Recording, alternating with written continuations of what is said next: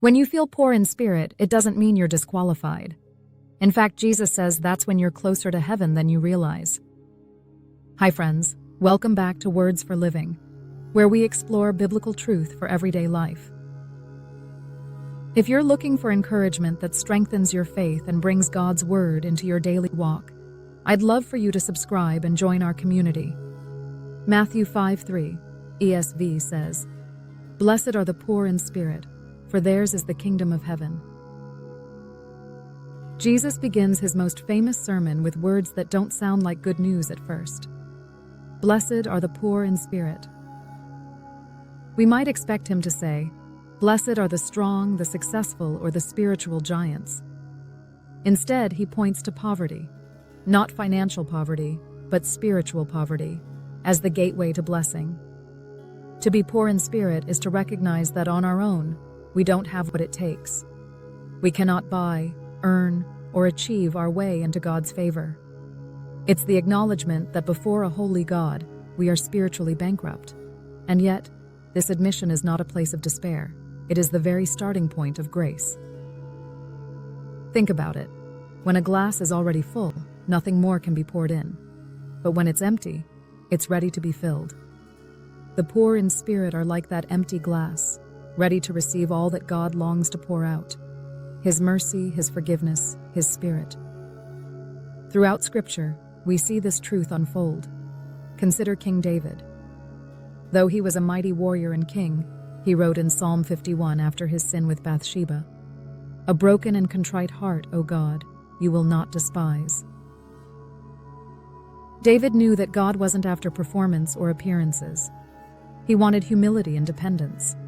Or take the tax collector in Jesus' parable, Luke 18:9-14. He stood in the temple beating his chest, unable to even lift his eyes, and prayed, "God, be merciful to me, a sinner." Meanwhile, the Pharisee boasted of his good works. Jesus said it was the humble tax collector, not the self-righteous Pharisee, who went home justified before God. Why? Because the poor in spirit make room for God's grace, while the proud close the door to it. History reminds us of this lesson too. In 1912, when the Titanic sank, many passengers thought they were secure aboard the unsinkable ship. But their misplaced confidence could not save them.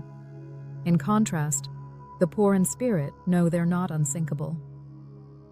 They know they need a savior, and that knowledge is the very thing that places them into the safety of God's kingdom. The kingdom of heaven doesn't belong to those who think they've earned it. It belongs to those who come with empty hands and open hearts. Being poor in spirit doesn't mean wallowing in self-pity or thinking you're worthless. It means you see reality clearly. You were created to need God, and apart from Him, you have nothing. And here is the paradox of Jesus' words. When you admit your poverty, you discover true riches. When you confess your weakness, you tap into His strength. When you let go of pride, you find the freedom of grace. That's why Jesus says the poor in spirit are blessed. The kingdom of heaven is already theirs. When Jesus says, "Blessed are the poor in spirit," He's reminding us that blessing isn't found in having it all together. It's found in admitting that we don't. That means you don't have to hide your struggles or pretend to be stronger than you really are. God isn't waiting for you to climb your way up to Him. He meets you right in your weakness. The kingdom of heaven belongs to those who know they can't, but who trust that God can. So if you feel spiritually empty, worn down by life, or like you have nothing to offer, don't despair.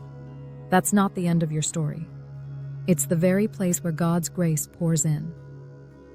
He promises to fill your emptiness with His presence, your weariness with His strength, and your lack with the riches of His kingdom. This week, lean into the blessing of being poor in spirit by taking small but intentional steps.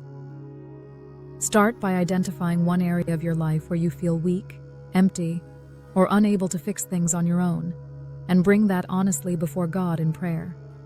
Don't dress it up, just surrender it. Write Matthew 5:3 on a card or in your journal, and keep it somewhere you'll see it. letting it remind you that emptiness is an invitation for God to fill you. Each morning, take a moment to pause and ask the Holy Spirit to be your strength for the day. And look for someone around you who feels discouraged, offering them the same encouragement Jesus offers you, that when we are not enough, He already is. Let's pray. God, I come before you with empty hands and a needy heart. I confess that I can do nothing without you. Thank you that in my weakness, you are strong, and in my poverty, you give me the riches of heaven. Fill me today with your Spirit, and teach me to depend fully on you. In Jesus' name, amen. Remember, being poor in spirit isn't a curse. It's the doorway to blessing. The kingdom of heaven belongs to those who know they need God. If today's message encouraged you, share it with a friend who could use hope. And don't forget to subscribe for more daily devotionals that bring God's Word into everyday life. I'll see you in the next one.